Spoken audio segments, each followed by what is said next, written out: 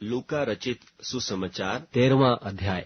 उस समय कुछ लोग आ पहुंचे और उससे उन गलीलियों की चर्चा करने लगे जिनका लोहू पिलातुस ने उन्हीं के बलिदानों के साथ मिलाया था।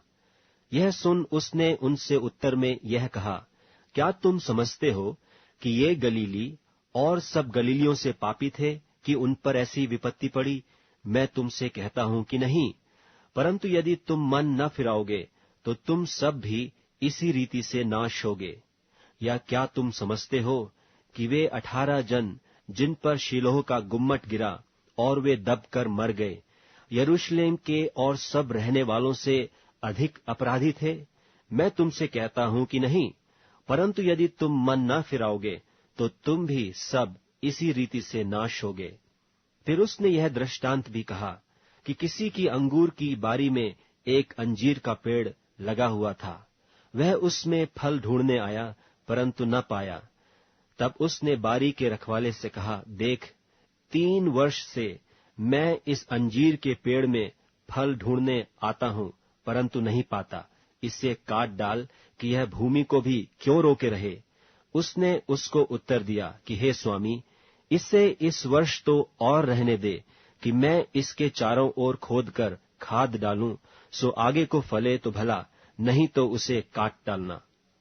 सब्त के दिन वह एक आराधनालय में उपदेश कर रहा था, और देखो, एक स्त्री थी जिसे 18 वर्ष से एक दुर्बल करने वाली दुष्टात्मा लगी थी, और वह कुबड़ी हो गई थी और किसी रीति से सीधी नहीं हो सकती थी। यीशु ने उसे देखकर बुलाया और कहा, हे नारी, तू अपनी दुर्बलता से छूट गई। तब उसने उस पर हाथ रखे और वह तुरंत सीधी हो गई और परमेश्वर की बड़ाई करने लगी। इसलिए कि यीशु ने सब्त के दिन उसे अच्छा किया था। आराधनालय का सरदार रिसिया कर लोगों से कहने लगा, 6 दिन हैं जिनमें काम करना चाहिए, सो उन्हीं दिनों में आकर चंगे हो, परंतु सब्त के दिन में नहीं।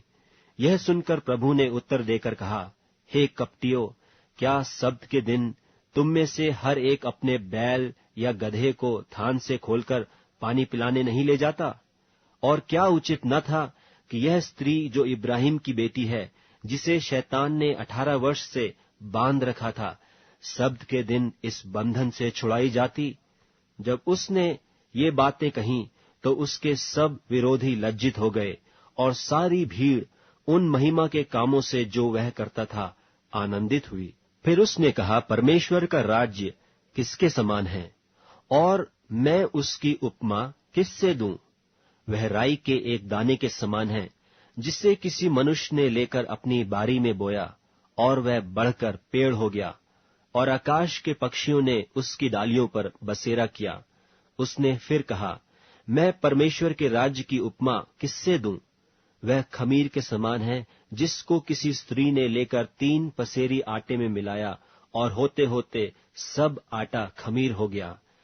वह नगर नगर और गांव गांव होकर उपदेश करता हुआ यरूशलेम की ओर जा रहा था। और किसी ने उससे पूछा, हे प्रभु, क्या उद्धार पाने वाले थोड़े हैं? उसने उनसे कहा, सकेत द्वार से प्रवेश करने का यत्न करो, क्योंकि मैं तुमसे कहता हूं कि बहुतेरे प्रवेश करना चाहेंगे और न कर सकेंगे।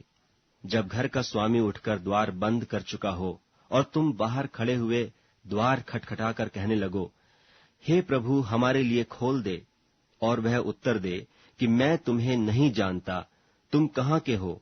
तब तुम कहने लगोगे कि हमने तेरे सामने खाया पिया और तूने हमारे बाजारों में उपदेश किया। परंतु वह कहेगा, मैं तुमसे कहता हूं, मैं नहीं जानता, तुम कहाँ से हो? हे कुकर्म करने वालों, तुम सब मुझसे दूर हो। वहां रोना और दांत पीसना होगा, जब तुम इब्राहिम और इसहाक और याकूब और सब भविष्यद्वक्ताओं को परमेश्वर के राज में बैठे और अपने आप को बाहर निकाले हुए देखोगे, और पूर्व और पश्चिम, उत्तर और दक्षिण से लोग आकर परमेश्वर के राज के भोज में भागी होंगे। और देखो, कितने पिछले हैं वे प्रथम होंगे, और कितने जो प्रथम हैं वे पिछले होंगे। उसी घड़ी कितने फरीसियों ने आकर उससे कहा, यहां से निकलकर चला जा, क्योंकि हेरोदेस तुझे मार डालना चाहता है।